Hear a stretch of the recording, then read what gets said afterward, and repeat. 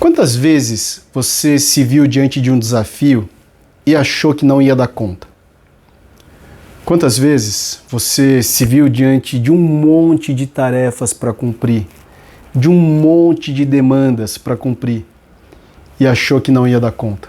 Achou até que não iria sobreviver. Com que frequência você olha para as coisas que precisam ser feitas e se pergunta: por que eu? Ou por que só acontece isso comigo? Observe, são nos momentos de tensão, nos momentos de estresse que as nossas limitações surgem. São nos momentos onde nós somos postos à prova, é que realmente surgem as nossas limitações. Porque as limitações elas não aparecem quando está tudo muito bem ou quando você não está sendo demandado. E aí a gente precisa entender: por que eu preciso aprender a lidar com as minhas limitações? E como fazer para superar essas limitações, para superar esses desafios? Só que antes desse como fazer, é importante que você se pergunte: por que superar as minhas limitações e os meus desafios quando é mais fácil ficar sentado, acomodado, reclamando, culpando os outros? Por que fazer todo esse movimento? E é em cima disso que eu quero conversar com você nesse vídeo de hoje. Veja bem, no nosso dia a dia nós temos uma infinidade de tarefas para fazer. E a forma com que a gente enfrenta cada uma delas, eu já disse isso nos vídeos anteriores, é o que muda tudo, basicamente. A forma com que a gente enxerga o problema muda o como a gente vai buscar a solução. E diante de limitações, é basicamente a mesma coisa. E veja, diante de um desafio, podem aparecer basicamente dois grandes tipos de limitações. Uma delas, ela vem sob o aspecto mais pensado, mais racional e lógico, que são padrões de pensamento. E tem aí, junto com isso, o segundo passo, que é sob o aspecto emocional. E muitas vezes as duas coisas aparecem juntas e fica meio difícil de conseguir saber aonde está a limitação, é no aspecto mental ou no aspecto emocional. Mas não importa, nós vamos começar a destrinchar tudo isso, eu vou começar a destrinchar tudo isso com você. Então, diante de uma limitação, nós precisamos primeiro fazer uma autoavaliação muito rápida e perceber se você está vivendo um momento de esgotamento da sua energia, da sua saúde como um todo. E quando eu falo esgotamento, significa: eu não consigo mais me concentrar direito, eu não tenho energia para nada, eu estou num quadro muito depressivo, a minha memória está começando a falhar, o meu sono está muito perturbado, está muito conturbado. Porque se você tem um desafio, está diante de uma limitação com esse estado de esgotamento, a primeira coisa que você precisa fazer é procurar ajuda especializada de um médico, de um psicólogo, de um terapeuta. Por quê?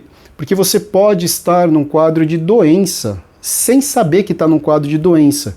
E o que fica evidenciado são as nossas limitações, e a gente fica tentando superar algumas limitações, mas se você está num quadro de doença, faz muito mais sentido a gente tratar primeiro esse quadro de doença para depois tentar lidar com as questões mais de pensamento psicológicas, com as questões emocionais. E como médico, eu tenho essa obrigação de alertar você que se você está num quadro de limitação com esgotamento, procure ajuda médica.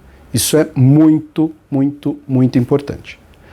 Agora, se você não está num quadro de esgotamento, mas está sim diante de um momento desafiador e diante de algumas limitações, observa qual é o padrão de pensamento e qual é o padrão emocional que você está vivendo. Por padrão de pensamento, eu digo qual é o pensamento ali, né, o padrão de pensamento mais recorrente. E nós temos dois grandes grupos de padrões recorrentes de pensamento diante de limitação. Tá? Um padrão é algo do tipo: tá? Eu não consigo, eu não vou conseguir, eu não vou dar conta. E um outro padrão é: por que isso está acontecendo só comigo? Por que isso acontece comigo? Ou por que só comigo? Veja, diante desse primeiro padrão, eu não consigo, nós precisamos buscar compreender melhor quais são as limitações. É uma limitação técnica que você vai precisar buscar recurso sobre o aspecto técnico para conseguir?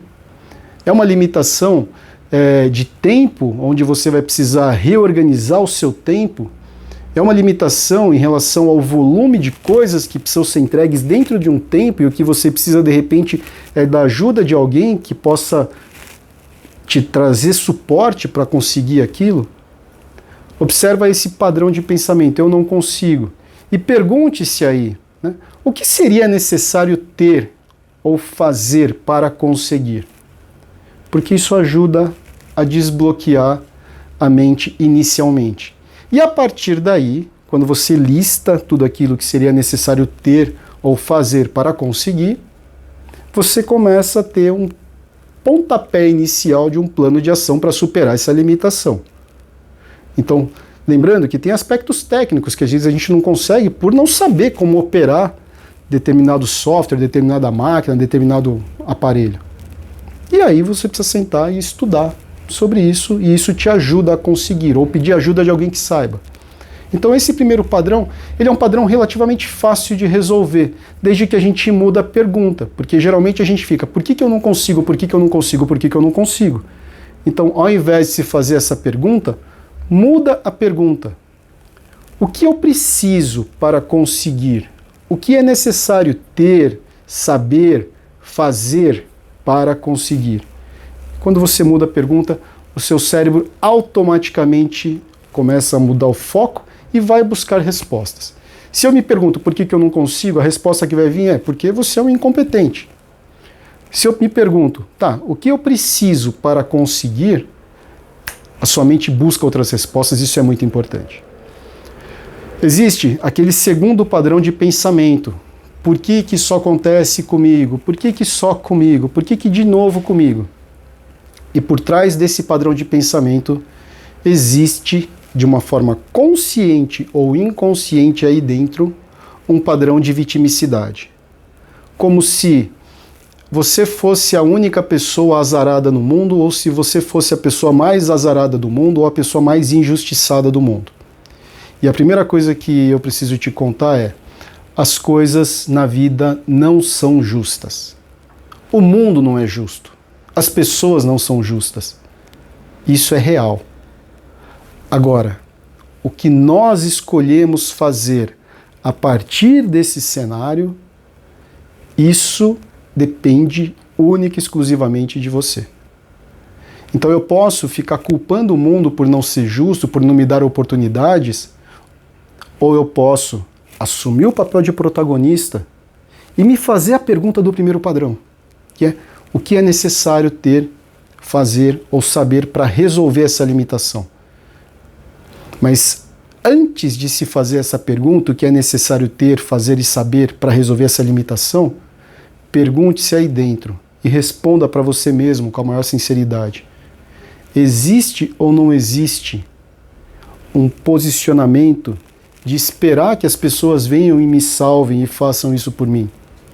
Porque enquanto você não assumir e não escolher assumir a postura, a posição de protagonista da sua própria vida, essa realidade não vai mudar e essa limitação vai continuar existindo. E vou falar mais, tem algumas pessoas que se alimentam disso, porque isso traz carícias e reconhecimento de fora. O problema é que isso nos torna muito dependente do outro. E toda vez que algo dá errado, a culpa vai ser sempre de alguém. E isso para você no longo prazo não é saudável, isso para você no longo prazo não é produtivo, porque isso trava o seu crescimento e evolução. Então, se você tem esse padrão, escolha mantê-lo, porque isso funciona, mas trava o seu crescimento, ou escolha assumir o protagonismo, que às vezes é mais difícil, mas com certeza paga dividendos muito melhores lá na frente. É uma escolha. E aqui a gente falou sobre padrões de pensamento, os dois principais padrões de pensamento. Tem outros padrões de pensamento, mas eu decidi me ater àqueles dois que parecem ser mais importantes e principais. E aí tem padrões também de resposta emocional, e eles podem estar juntos com esses padrões de pensamento. E o que nós precisamos fazer diante de uma resposta emocional é buscar compreender o que essa emoção está querendo me trazer de informação. Eu entendo hoje todas as nossas emoções como se fossem lâmpadas no painel de um carro. E cada emoção traz consigo ali uma informação, ela tem uma função, está querendo me sinalizar algo. E quando eu estou diante de uma situação estressante, limitante, eu posso ficar com medo, eu posso ficar com raiva, eu posso ficar triste, eu posso ficar angustiado, ansioso. E essas emoções, elas estão trazendo informações para o meu sistema, que eu posso escolher lê-las ou tentar apagar. Assim como as lâmpadas no painel de um carro, imagina que você está dirigindo um carro e acende uma lâmpada vermelha no painel. E nessa hora você tem algumas escolhas para fazer diante dessa lâmpada. Uma delas é parar num posto, numa oficina, para tentar entender melhor o que aquela lâmpada significa, que problema que aquela lâmpada sinaliza, e resolver a questão. Mas tem uma segunda forma de resolver o problema da lâmpada, que é abre o painel e tira a lâmpada. Na hora que você abre o painel e tira a lâmpada, aquela lâmpada não vai mais acender. Você não vai mais enxergar aquela mensagem. Porém, ao tirar a lâmpada ou ignorar a lâmpada, você pode sofrer algumas consequências lá na frente. Isso tudo são escolhas que nós fazemos como adultos no nosso dia a dia. Mas, de maneira geral, as pessoas olham para a parte emocional e, por desconhecimento, acabam se apavorando ou acabam se atrapalhando muito na hora de lidar com aquela lâmpada vermelha que está aparecendo no painel. Aquela lâmpada vermelha de raiva, de medo, de tristeza. E entender o que aquela lâmpada significa é muito importante. E eu vou contar para vocês agora o que significa cada uma delas. Medo. O medo é uma reação natural do ser humano e que está sinalizando que nós estamos diante de um risco, de um perigo. Quer seja ele um perigo real, quer seja ele um perigo imaginário. E quando eu entendo que eu estou diante de um perigo, eu posso me perguntar aqui, qual é esse perigo? E segundo, o que é possível fazer diante desse perigo? E na medida em que eu entendo qual é o risco e o que fazer diante do risco, eu estou dando função para o medo. E aí, ter medo deixa de ser um bicho-papão. Ele pode se tornar um aliado que te previne, que te protege de algumas encrencas. A raiva. A raiva é uma emoção que surge em momentos onde algo que é importante para você está sendo violado ou uma necessidade sua não está sendo atendida. E compreender isso é de suma importância, porque muitas vezes nós ficamos com raiva e culpamos o outro. Mas no final das contas, o que existe é uma necessidade minha que não está sendo atendida. E ao compreender, me perguntar, qual é essa minha necessidade que não está sendo atendida? E como eu posso fazer para comunicar isso de uma forma mais clara, ou eu mesmo buscar formas de ter essa minha necessidade atendida? Ao fazer isso, a gente começa a aprender a lidar melhor com a raiva. Veja, é um processo de aprendizado, não é uma coisa que, pum, fez isso, mudou para sempre. É um processo de aprendizado. A tristeza é uma emoção que serve para sinalizar para a gente que algo importante, algo de valor foi perdido ou está sendo perdido. E quando eu entendo que algo importante, algo significativo está sendo perdido, a próxima pergunta que vem na minha mente é, tá legal, então o que eu posso fazer para tentar reverter essa perda? Ou o que é necessário fazer para lidar melhor com essa perda, para me conformar com essa perda? A ansiedade fala muito de um medo de algo que vai acontecer no futuro, e muitas vezes é um medo de desaprovação, é um medo de não se sentir bom o suficiente. Isso gera na gente ansiedade.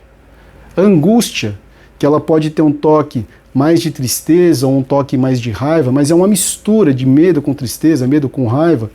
Então, a partir daí a gente começa a entender melhor o que está vindo sob o aspecto emocional e ao compreender, pelo menos inicialmente de uma forma racional e lógica, o que aquela emoção está querendo dizer para mim, eu deixo de brigar com a emoção e começo a usá-la como um aliado. Agora, como nós fazemos para mudar um estado emocional que está desconfortável? Primeira coisa é compreender qual é a mensagem que essa emoção está trazendo, que eu acabei de falar. E a segunda coisa, muda a postura do seu corpo. Ao mudar a postura do seu corpo, se você está ali muito encolhido, muito quieto, e ao mudar a postura do seu corpo, a nossa mente e as nossas emoções, elas estão intimamente ligadas. O nosso corpo, a nossa mente, as nossas emoções estão intimamente ligados. Então, quando você movimenta um, você movimenta todo o resto. Eu sempre uso isso nos seminários, nos treinamentos que eu dou, né?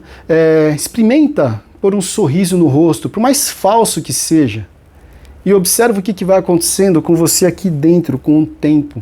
E não é muito tempo, é 1 minuto, 2 minutos no máximo que você precisa. Experimenta movimentar o corpo, dar uma espreguiçada, dar uma chacoalhada no corpo. Isso começa a mudar o seu estado emocional. Observa para o significado que você está dando para o desafio, para aquele problema, para aquela limitação. Porque muitas vezes nós estamos enxergando aquilo como uma penitência, como algo errado que foi feito e que eu estou tendo que pagar por aquilo. Mas na verdade aquilo é uma grande oportunidade de aprendizado, de crescimento, de você se pôr à prova e de você desenvolver novas habilidades. E mudar esse foco, mudar a forma de enxergar as nossas limitações, faz com que a gente mude o comportamento de uma forma mais natural. Então, observe aí dentro, você com você. Está diante de uma limitação, está diante de uma carga grande de trabalho, de estresse? Qual é o padrão de limitação que está vindo? É um padrão só de pensamento? É um padrão de pensamento junto com uma emoção?